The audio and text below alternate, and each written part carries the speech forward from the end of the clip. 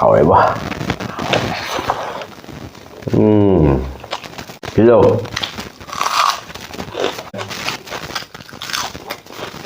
Hello, isinau mayam. Ngasigi mathel sidi aina pamjaba mathel ama khakni haitare. Ironba ni ko aluga tomato ga haibidi khamen asinbaga aluga ironba ko akhoi manipuri ironba. mayamna khangde sum hairmi aina manipuri akhoi meitei ironba ni na ko aigi se mayam bihari o mayang o kariyo kaikang loi subscribe jawbani na ko adum hairni se papor je kinthare ne aina phajaba sumai thamaga bo kobi yeng sumai thamgrage Laura sabung khangalo adu kobi leire adedi kobi ngoba leire adedi asisina yerum thongba ngarangido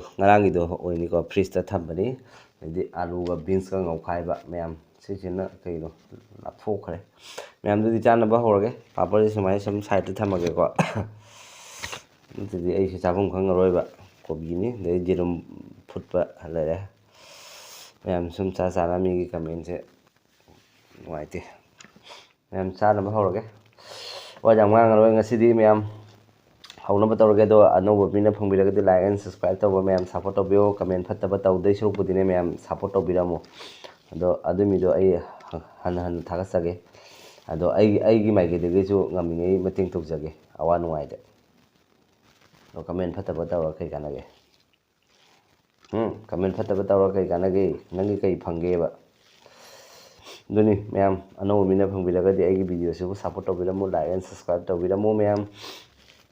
do mayam chanaba horage chakse jamna sana purakpani do ingdha khare bangwang lumbu sai ising ju ingdha khare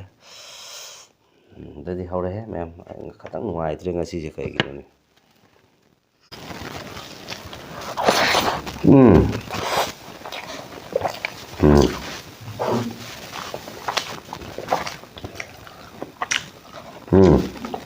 Kalam ju kami ni thamai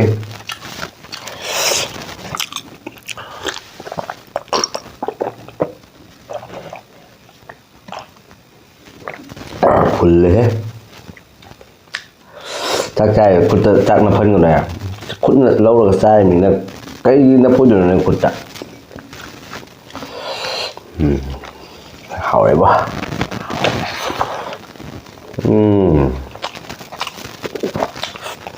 morokti bhajara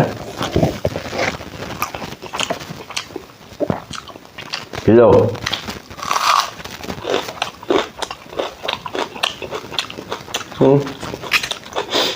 Irula di kopi cikpa ini mangal.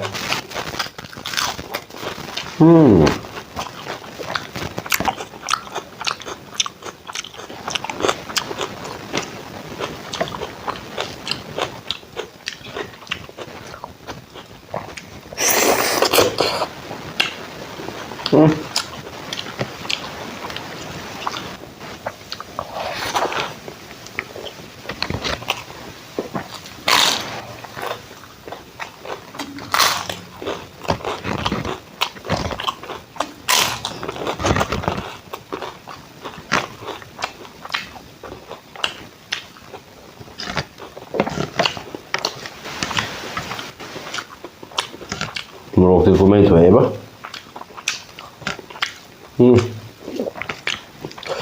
haori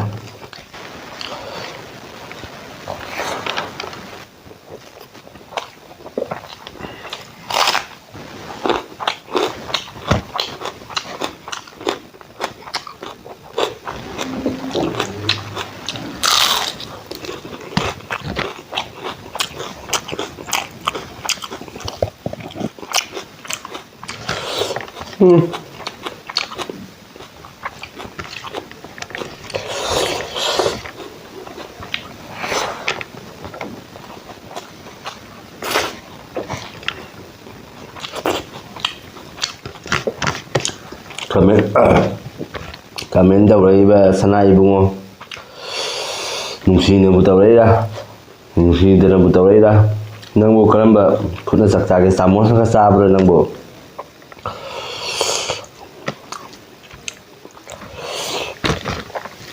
ꯆꯥꯛ ꯆꯥꯔꯗꯤ ꯈꯨꯠꯇ ꯆꯤꯟꯗ ꯈꯔꯗꯤ ꯅꯞ ꯇꯥꯕꯅꯤ ꯃꯃꯤꯡꯁꯦ ꯉꯁꯥꯏ ꯅꯤꯡꯁꯤꯡꯕꯅꯤ ꯀꯥꯎꯊꯣꯛꯈ꯭ꯔꯦ ꯀꯜꯀꯇꯥꯒꯤ ꯅꯨꯄꯤꯅꯤ ꯑꯉꯥꯡꯅꯤ ꯃꯥꯁꯦ ꯒ꯭ꯔꯦꯖꯨꯑꯦꯁꯟ ꯊꯝꯕꯗꯒꯤ ꯀꯩꯅꯣ ꯂꯥꯏꯟ ꯑꯃꯁꯨ ꯇꯝꯕꯅꯤꯗꯣ ꯃꯥꯁꯦ ꯑꯉꯥꯡ ꯑꯣꯏꯅ ꯂꯨꯍꯣꯡꯈ꯭ꯔꯕꯅꯤ ꯌꯦꯡꯉꯨ ꯃꯥꯒꯤ ꯃꯨꯛꯕꯥꯡꯗ ꯌꯦꯡꯉꯨ ꯃꯥꯁꯦ ꯆꯥꯕꯒꯤ ꯐꯨꯗ ꯕ꯭ꯂꯣꯒꯔꯅꯤ ꯆꯥꯕ ꯌꯦꯡꯉꯨ ꯃꯈꯨꯠ ꯂꯣꯏ ꯇꯩꯅꯔ ꯆꯥꯕ ꯃꯆꯤꯟꯁꯦ ꯂꯣꯏ ꯇꯩꯅꯕꯅꯤ ꯑꯗꯣ ꯃꯥꯒꯤ ꯚ꯭ꯌꯨꯁꯇꯣ ꯀꯌꯥꯅꯣ ꯈꯪꯉꯕ ꯃꯥꯒꯤ ꯚ꯭ꯌꯨꯁꯇꯣ ꯌꯦꯡꯉꯨ ꯂꯥꯛ 45 ꯂꯥꯛ 55 ꯑꯗꯩ 15 ꯂꯥꯛ ꯑꯗꯨꯃꯥꯏꯅ ꯚ꯭ꯌꯨꯁ ꯀꯥꯕ ꯌꯦꯡꯉꯨ ꯋꯥꯟ ꯗꯦꯗ ꯌꯦꯡꯉꯨ ꯃꯨꯛꯕꯥꯡꯒꯩ ꯁꯨꯝ ꯊꯥꯔ ꯌꯦꯡꯉꯨ ꯃꯁꯥ ꯅꯣꯏꯕꯤ ꯅꯨꯄꯤ ꯃꯃꯤꯠꯀ ꯂꯥꯎꯕ ꯃꯥꯏ ꯃꯃꯤꯡꯗꯨꯕꯨ ꯀꯥꯎꯊꯣꯛꯈ꯭ꯔꯦꯅꯦ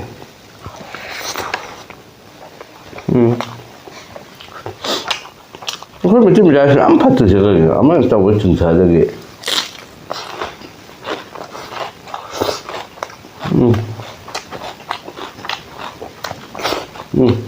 ꯋꯥ ꯌꯥꯝ ꯉꯥꯡꯒ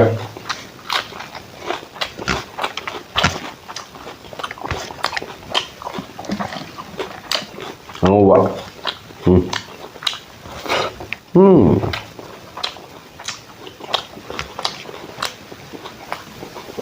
haori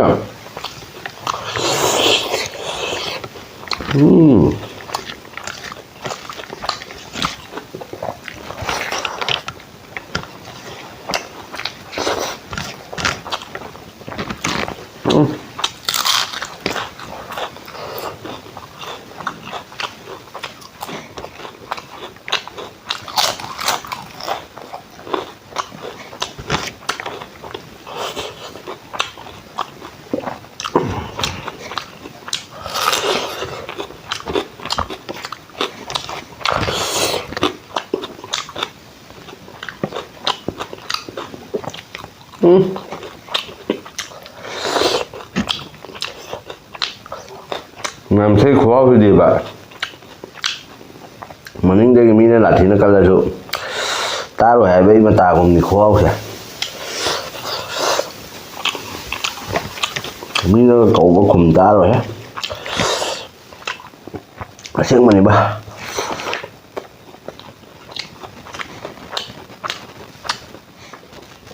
ꯍꯥꯎꯋꯦ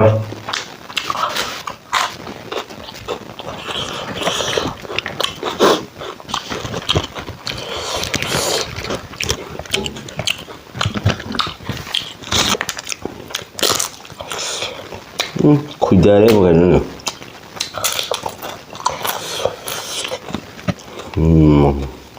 था खतम वाते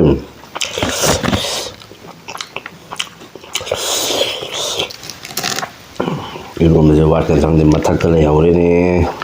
sumai sar raga hawat pasing talli se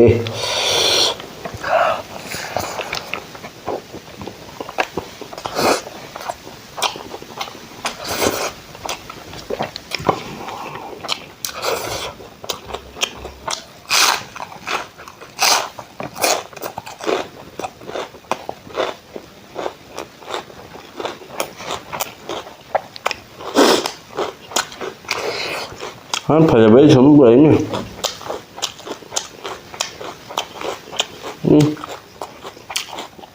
ta là lẩu nghe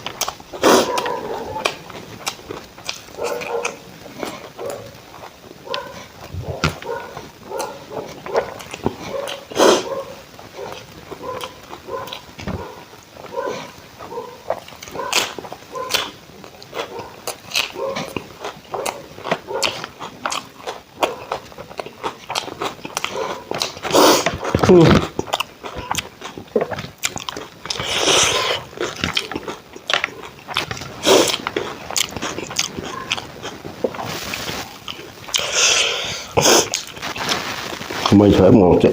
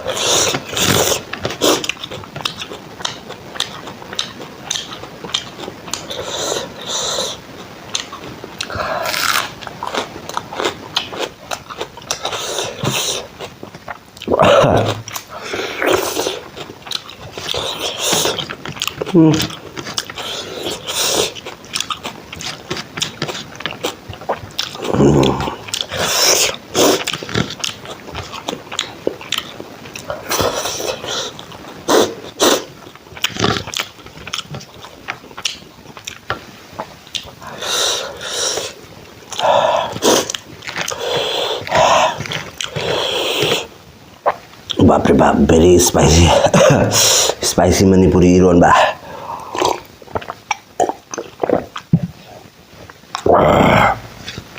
Manipuri का फेमस आलू टोमेटो इरोनबा बोलता है चटनी और प्याज एक अंडा बॉयल पापड़ आलू भाजी एंड गोभी भाजी एंड एग्स करी egg gravy very tasty very spicy oh my god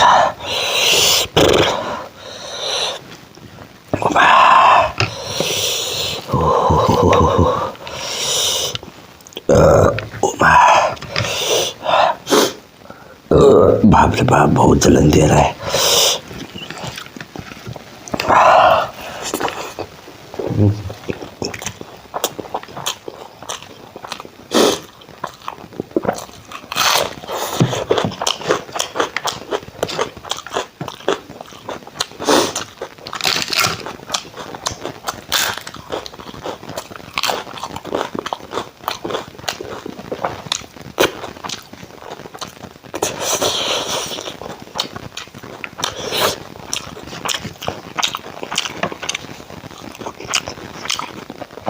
hello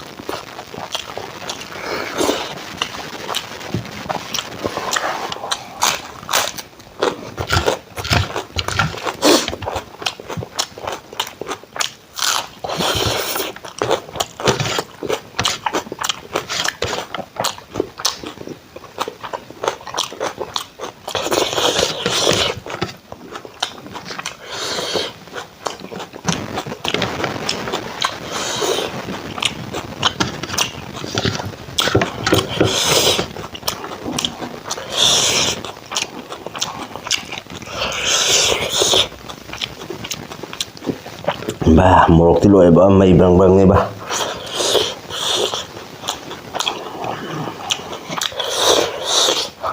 morok mukbang ta lo ya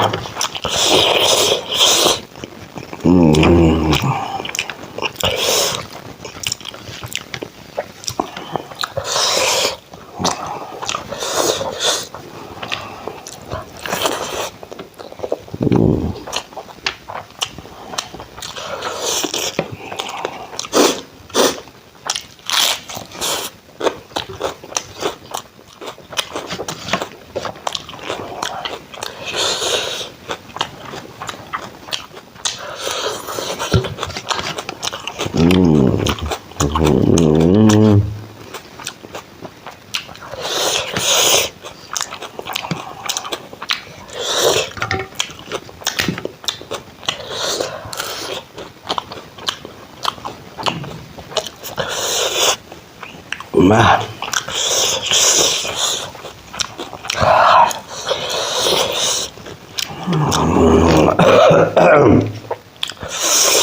rồi em xin một cái ra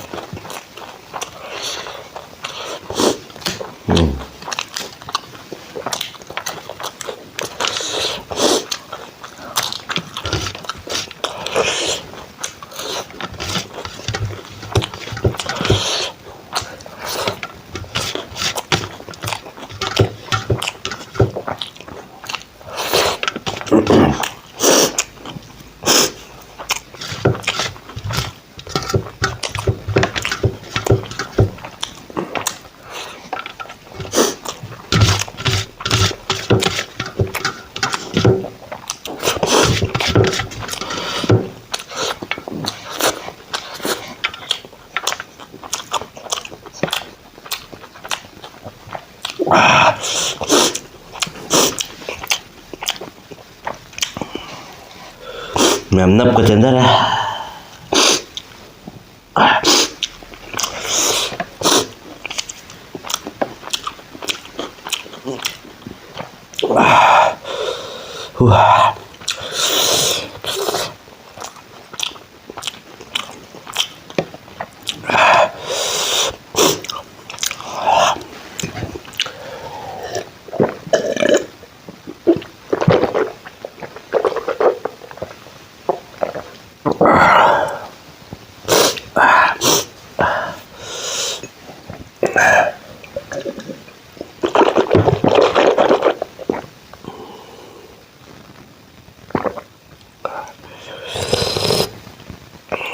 Qua ngang một thuộc từ này